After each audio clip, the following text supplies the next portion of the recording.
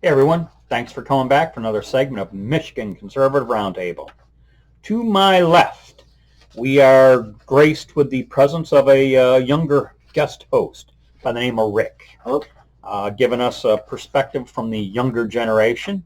Mac is to my right. My name's TJ. I'd like to welcome all our subscribers, our new subscribers especially. Thanks for everyone's support and helping this channel grow. We are hoping to hit the magic number of 1,000 by the end of this year. And if we keep creeping up at our current rate, I do believe we'll hit that goal. So in this segment, this segment's going to involve a little bit of wishful thinking. Everything I'm about to say is speculation and wishful thinking, so nothing here is going to be reported as fact, as to any intent or anything that's happened. This is all wishful thinking, and it's driven on an editorial written by Wayne Root. He's a big-time Trump supporter. He wrote a book, Trump Rules, and he's got some ideas here. And if it were to ever happen, it would be great. Okay, he cites that the only person to be both a billionaire and president of the United States is President Trump. Mm-hmm. You may have had millionaires become president, but certainly, but Trump is the first billionaire to become president. His one sentence reads, "Many critics think Trump's winning streak ended with the presidential loss." He disagrees. He writes that he believes President Trump's greatest chapter is yet to be written. He cites President Trump's book, The Art of the Comeback, and he mentions I think you call it an acronym, NBAT, N-B-A-T, Never Bet Against Trump. Okay, he cites that, never bet against Trump. And then he says, let's define winning. Critics think Trump's no longer a winner because he lost the election. Well, did he really lose the election, for one thing? Right. To win a election. But Lord God Almighty, heaven forbid we don't agree with the leftist thinking on that point. But, he cites how President Trump added 11 million votes to what he had garnered in 2016. And that's unprecedented. And it's unprecedented, yet we are to believe an even greater unprecedented event occurred. Right. So, therein lies the anomaly. Okay? Anyways, he has a series of things that he thinks would be cool if it were to occur. First, Trump needs to become the kingmaker of the GOP. Of course, I'm kingmaker. Dare we crown anyone king? But he said Trump has 74 million people that support him. I think it's more like 80. Could be more like 80. Yeah. He says he should remake the party in his image. I agree. As president, Trump, and he brings up a point here. When Trump was president, he had to get along with the rhinos because he needed their support and votes if he were to try to accomplish something.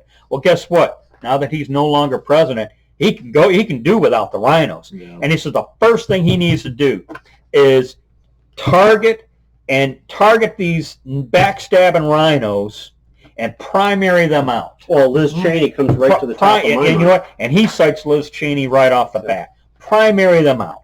Okay? That's the first thing that needs to happen.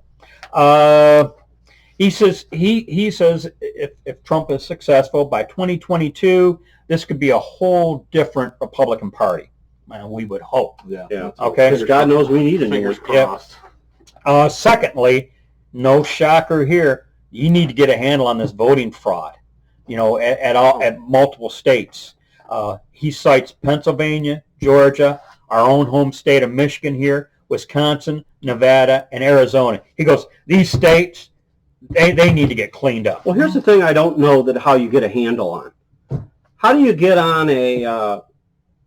handle on the Attorney General of the United States going, nope, nothing to see here, or the Supreme Court not wanting to hear any cases because there might be trouble if they do? No. I mean, people got to do their jobs. They have to meet their oath. They have to come up to their obligations. So I don't know what you do about any of that. Well, my fear is, like you were saying, this second point of his, easier said than done. Yes. Okay. Yeah, way easier said than All right. done. Especially since the Democrats are trying to lock these procedures and policies in place, like mail-in voting, which is just fraught for election fraud. Oh, yes. Okay. Thirdly, he says Trump needs to go full bore on some kind of media network, the TMN or whatever he wants to call it, Trump Media Network. He goes, only Trump's got the money, the brand, fundraising ability. We'd be there in a heartbeat. Yeah. So basically, Trump needs to get going on that. And then lastly, and this is the one I like. This is the one that hooked me. He runs for Congress in 2022. He's going to win the primary, which means whatever, assuming that he targets a favorable House seat, okay? He wins the primary, he wins the election, and he joins the House as a state representative. And then, because the party's made it his image, he's elected Speaker of the House. And as Speaker of the House, he drives the House. And in driving the House, they impeach President Biden. Good luck. Well, I mean, that's why I said there's a whole lot of wishful thinking. Yeah, there's a whole lot of ifs there, and they're big ifs. There's a long road ahead. But you know what? Just like what happened to Taylor Greene, they would just instantly vote him off of all the committees, and without being on a committee, you have no influence. Well, and this all goes back to the first point of getting the rhinos out. Okay, so they got to go. So this third point hinges on the first point. Okay, and I'll keep saying this is wishful thinking. This is a movie right here. Yeah, this would be one of the greatest political movies ever written. Yep. On screen. If something like this were to happen. Okay, in saying all this, he believes President Trump's in the driving seat for a comeback. I am not naturally an optimist, so I guess I'm not as optimistic as Wayne Root here. I'll be optimistic if there's a reason to be optimistic. Yeah, but I just thought this was I just thought this was some great wishful thinking that I just wanted to throw out there, and you know what? If it doesn't happen, then the liberals can stick it in my face. Yes, which they will. Yeah, they will. You know what? They will not hold back. You know what? They're already sticking it in my face, so I guess I'll persevere somehow. Any final thoughts on my wishful thinking? Just that it's that. Just that it's that. Wishful thinking. I'm afraid. Yes. Well, sorry to say. All right. Unfortunately. A bunch of wishful thinkers. Going to hang it up here now. All right. That's it. Thanks for watching.